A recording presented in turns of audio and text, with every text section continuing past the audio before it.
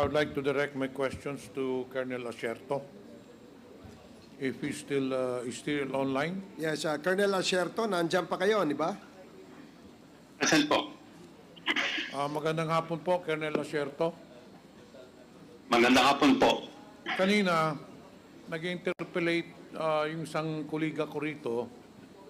May binanggit ka na may patong sa ulo mo na 50 million pesos. Hindi po ba? Opo. Sa tingin mo, Colonel Asierto, bakit naisipan mong nasabi mong meron kang patong sa ulo mo na 50 million pesos?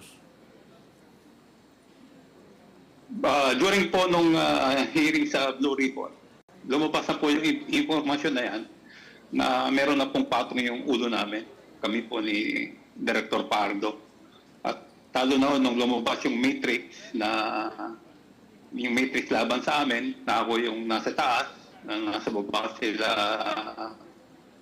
Director Pardo at Lito Perote at Jerry Liwanag, mga iba pang kasamahan namin. So,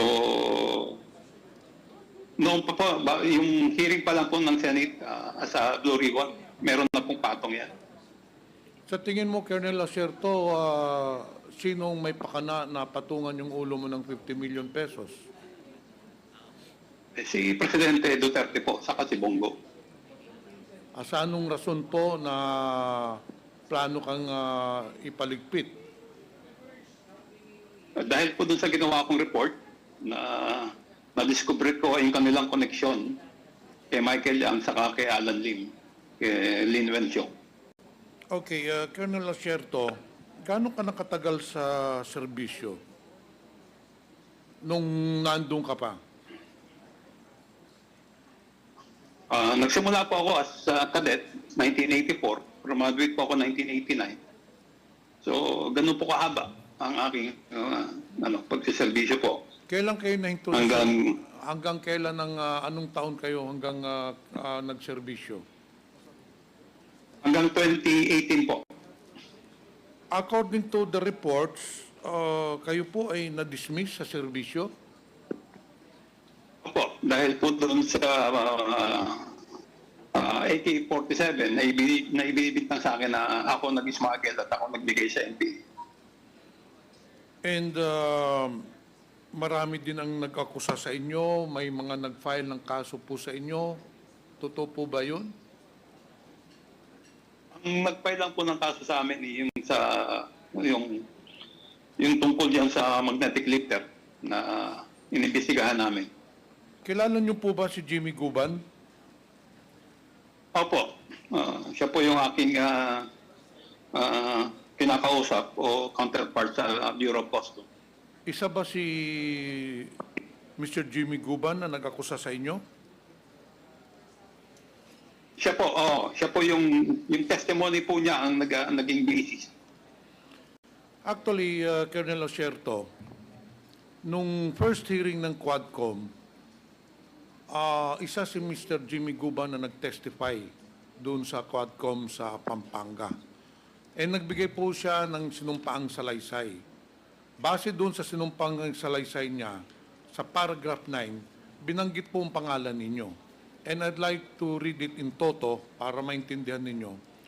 Between the months of May and June 2018, Colonel Eduardo Asierto shared to me additional intelligence report about shipment of illegal drugs at the Bureau of Customs, and that through profiling, backtracking, and tracing of documents, we were able to find out overstaying cargoes, one of which was the Vicaba trading shipment.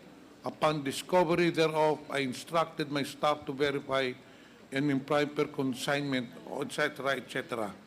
So, kayo po ang nagbigay ng intel report kay Jimmy Guban regarding this container na overstaying ng Vicaba Trading? Opo, at binigay ko rin po yan the same information kay Director Pajardo ng PIDEA. Tapos ito po bang container ng Vicaba Trading, dito nakalagay yung dalawang magnetic lifter? Opo, yun po yung nakuha. Saan ho nyo nakuha yung intelligence report? Binigay po ng confidential informant. And then, nang nag-usap kayo ni Jimmy Guban, ano pong sinabi mo sa kanya? Binigay ko po yung informasyon. Sabi ko, hanapin kung nandyan. Pwede mo bang i-detalye dito yung intelligence report na binigay mo kay Jimmy Guban para naman malaman natin ano talaga eksakto ang sinabi mo sa kanya? Dahil ito po ay para malaman natin kasi doon sa sinumpaang salaysay ni Jimmy Guban, nakakonekta po dito po yung mga pangalan nila Michael Yang, yung Davao Group, at kung sino-sino pong iba.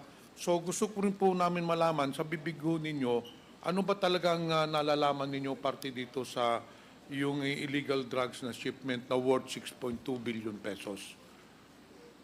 Ano ba talaga yung eksaktong sinabi ninyo kay Jimmy Guban? Bago po na-discover yung Bicaba, ay nagbibigay na po ako ng information sa kanya. Pag meron ako natatanggap information na meron dumarating, ibinabato ko po sa kanya. Nung dyan naman po sa Bicaba, ang binigay kong informasyon sa kanya is merong dumating na allegedly abandona. Ang nakalagay doon sa bill of lading as door frame po yata yun eh. So ang ano ko sa kanya is hanapin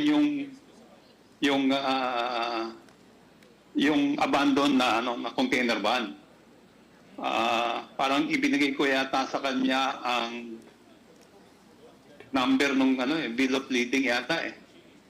Hindi ko na po matandaan yung eksaktong mga detalye. Yung Colonel Pero Sierto, yung may-ari ba ng shipment, yung Mr. Pony Chen? Actually, hindi po siya yung sa intelligence report ko po, ang may-ari po ay ang lumalabas po sa akin is Taiwanese. Pero kasi po yung based dun sa backtracking na nung mahuli, kung sino yung nag-rent, kung sino yung nag-utos sa Bicaba, doon na po lumabas yung pangalan na yung sinasabi niyong pangalan. So hindi ho ninyo ma-ascertain na itong si Pony Chen nga ang may-ari ng container? Hindi po. Ano na po yan, yung backtracking investigation na po yung lumabas yung pangalan niya. So anyway, na-establish na po natin, Mr. Chair, na ang nagbigay ng information kay Jimmy Guban regarding the shipment of illegal drugs came from Colonel Asierto. Ngayon, doon sa sinumpaang salaysay ni Jimmy Guban, may binabanggit siyang mga personalidad. Una, si Benny Antiporda. Kilala niyo po ba itong si Benny Antiporda? Nag-meet po kami ni Benny Antiporda nung nagsisimula na po yung Blue Ribbon hearing sa Senado. Ngayon, ano naman ang partisipasyon nitong Benny Antiporda dito sa illegal drug na shipment? Ano po uli? Pakiulit po. Colonel Asierto, sinabi mo po kanina, tinanong kita kung kilala mo itong si Benny Antiporda. Kasi itong si Benny Antiporda, isa po itong personahe na binabanggit ni Jimmy Guban sa sinumpaang salaysay niya. Ngayon, ang tanong ko, sa information mo, sa intelligence report mo, ano ang partisipasyon nitong si Mr. Benny Antiporda dito sa shipment ng illegal drugs? Wala po. Kinausap po ako ni Benny Antiporda. Parang ang context niya po ng aming pag-uusap is parang kausapin ko si Jimmy Guban na wag banggitin yung pangalan ni Charlie Tan. So kinausap ka rin ni Benny Antiporda na pagsabihan si Jimmy Guban na huwag banggitin yung mga personahe. Ganun po ba? Ganun pagkakaintindi ko. Si Charlie Tan lang po. Ano naman itong si Charlie Tan? Anong connection ni Charlie Tan doon sa illegal shipment? Actually, hindi ko rin po alam. Ang sabi lang po ni ni Benny Leporda is hindi daw po involved yan si Charlie Tan. Hindi ko naman po, wala po akong informasyon tungkol kay Charlie Tan. Okay, Ang gusto but lang anyway, niyang sabihin sa akin is sabihan si Jimmy Guban na according to your wag banggitin siya. yes, Colonel Asiento, okay na yon. Basta it is on record, according to your testimony just a few minutes ago, that indeed, nagkausap kayo ni Benny Anteporda, and Benny Anteporda told you not to mention a Charlie Tan. Okay, now, kilala mo ba itong Paul Gutierrez? Ay, hindi po. Hindi mo kilala to. Itong si Councilor Nilo Small Abiliera, kilala niyo po ba ito? Hindi po. Hindi ko po Hindi kilala. din. Wala kang alam na mga impormasyon tungkol sa mga individual na ito. Wala po. Wala po. Alam mo ba na itong si Small Abiliera ay according to the testimony of Jimmy Guban, trusted man daw ni Michael Yang. Alam mo ba ito? Posible po kasi tiga Davao po yan eh.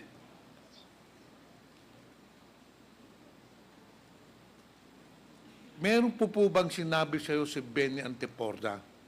Aside from doon na wag banggitin si Charlie Tan, meron pa ba siyang sinabi na ibang personahe na wag banggitin? Wala na po. Yun lang pong si Charlie Tan lang po nabanggit niya. Sigurado kayo na wala namang yung pampangalan kasi sa sinumpaang salaysay ni Jimmy Guban, merong mga personahe from Davao na pinagbantaan si Jimmy Guban na wag banggitin to anyone or during the Senate Blue Ribbon Committee hearings na wag banggitin para hindi may konekta yung mga pangalan nitong mga tao doon sa illegal drug shipment. Hindi ba sinabi si Jimmy Porda sa iyo? Wala po. Si ano lang po ang nabanggit pa. Si Charlie Tan lang po. So in short, talagang yung information lang na binigay mo kay Jimmy Guban was regarding the container that has been overstaying in that area. Then doon na nagsimula ang mga ikangang paghuli ni Jimmy Guban doon sa illegal drug shipment. Di po ba? Opo. Okay, Opo, Jimmy. opo. Andito Tama si, po yan. andito si Jimmy Guban ngayon. Jimmy, pinapatunayan mo ba yung sinasabi ni Colonel Asierto na siya ang nagbigay ng intelligence report sa iyo na merong overstaying containers doon na naglalaman ng mga illegal drugs? Yes, Your Honor. Marami kaming tatlo po nila Colonel Fardo ng PDEA. Nanggaling po sa kanilang informasyon, sa custom sides ako po ang nagtrabaho.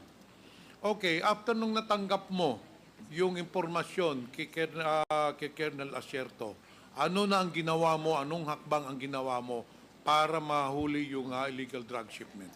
Your Honor, we started profiling. Nag-backtrack na po kami lahat ng mga records ng files namin. By the way, Your Honor, pwede ko pang batiin si Colonel Asierto? Sige, Mr. For 6 Chair. years, sir.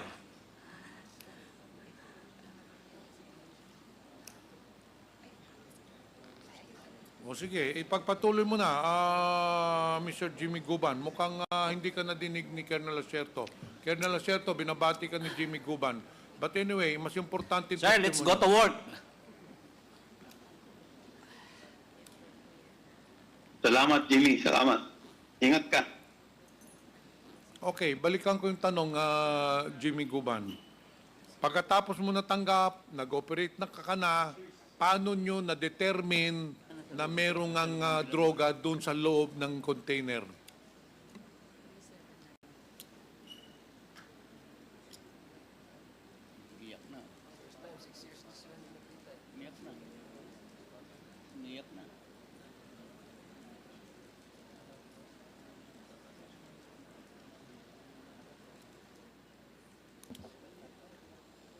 Na-miss lang, Mr. Chair, ni Jimmy Guban si Colonel Asierto dahil 6 years na sila hindi nag-uusap.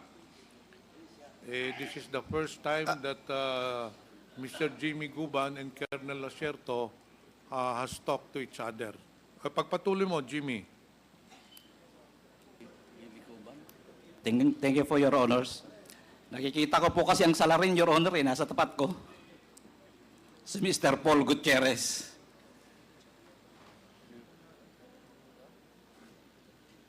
Pagpatuloy mo na yung kinikwento mo kanina, paano Your Honors, nyo thank you, nalaman na merong droga doon sa Mr. Chairman. dalawang container? Mr. Chairman, with the indulgence of Congressman Johnny Pimentel, ano lang, kasi nag-ano lang ako, nagtataka lang ako bakit siya umiiyak. Anong reason ba't ka umiiyak, Jimmy Guman? Dahil ba sa panahon na ipinagkanulo mo si, No, Your Honor.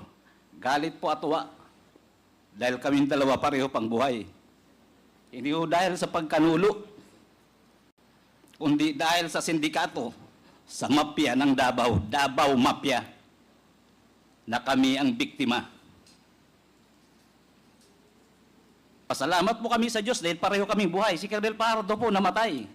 Si Captain Perote. Si Agent Hernan Abarrio, kasama ko sa customs, patay. Dalawa rin ang namatay sa akin. Sa kanya, ilan ang namatay? Dahil po dyan, sa Davao Mafia, and their purpose to save the Queen in order to become the next president.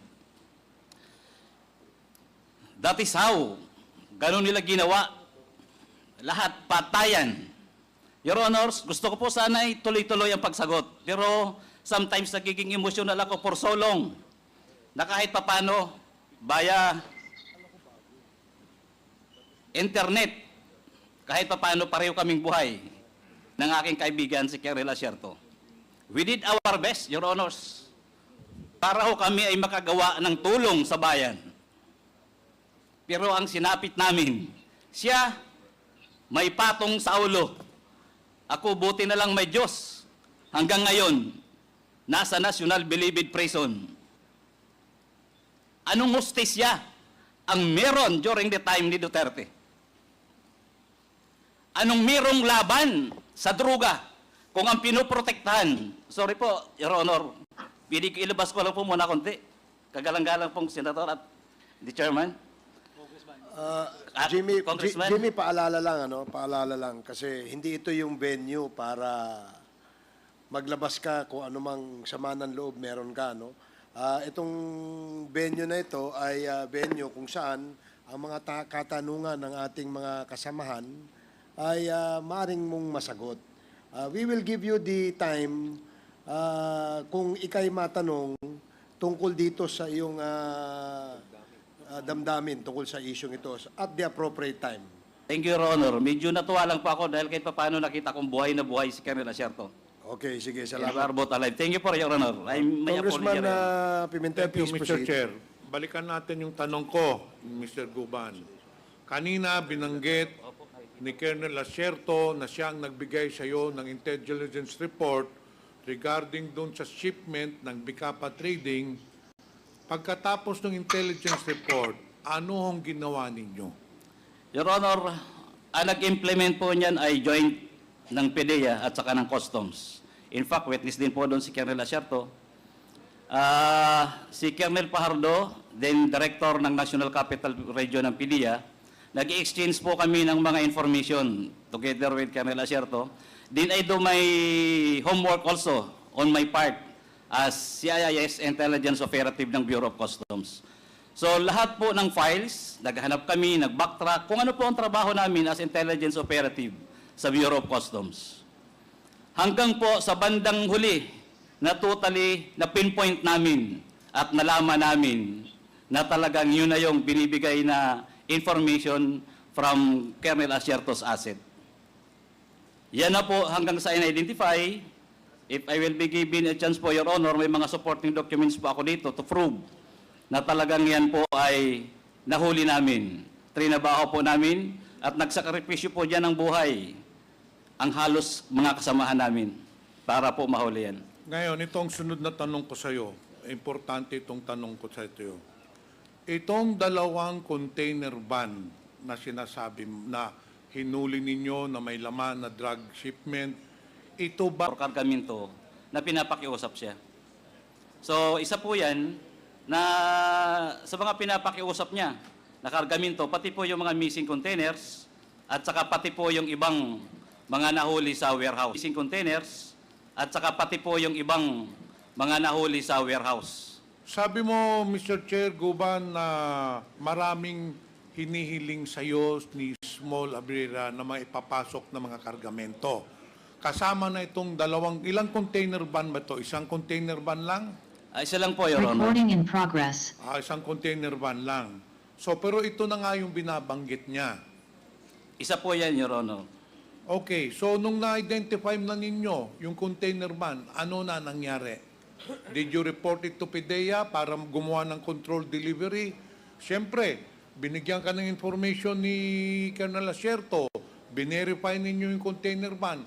Anong sunod na hakbang na ginawa ninyo? Gumawa po kami ng report, Your Honor, together with PDEA. In fact, nandun po lagi sa office ko si Intelligence Officer Bagawi.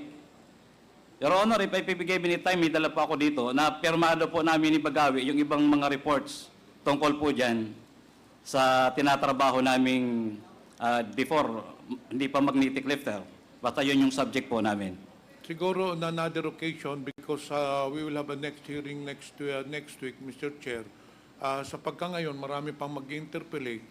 But anyway, after nung identify mong container van nyo, coordinated with PIDEA, ano nang sunod na nangyari? Hanggang sa, Your Honor, inaprubahan na po yung aming request through the Deputy Commissioner for Intelligence ng Bureau of Customs. Inaprubahan na po ni Commissioner na buksan ang container number na yon na ni-request po namin dahil natapos na po namin ma-develop doon po sa Manila International Container Port. And that was also the time, Your Honors, na inorderan si Collector Bakiran para isaayos yung container na yun na may lamang magnetic lifter. So, kailan nyo binuksan yung container van? Kung di po ako nagkakamali, Your Honor, that was August 7, 2018. Pero sa pagkakaalam ko, hindi ba dinalan nyo sa warehouse yung container van? No, Your Honor, sa loob po mismo ng custom po yan hinuli. Hindi po yan nakalabas. Okay, so hindi na nakalabas. Opo, Your And Honor. then after that, you did your investigation and then you filed cases. Your Honor, turn over na po namin sa PIDEA during that time. Sila na po nun, kasi wala na po sa amin ang trabaho nun. Trabaho na po ng PIDEA. After po ng interception, after ng apprehension, nasa PIDEA na po ang kamay. Pati po yung pag-inventaryo ng illegal na drogang shabu. Pero hanggang ngayon, Mr. Jiguman, Mr. Chair, sino ba talaga ang nagpasok nitong illegal drug shipment na ito under Bicaba Trading? Your Honor, based on the reports, even in my affidavit, Your Honor, in my last testimony, Hernan died or nilaso nila. Sabi nila mismo, nung itsikwa at kasama ni Bidasto Cabral Barakel, ni Loquigan, ni Katipan, na ang nagparating yan ay si Michael Yang, si Mans, at saka si Pulong Duterte. It's from their mouth, not from us.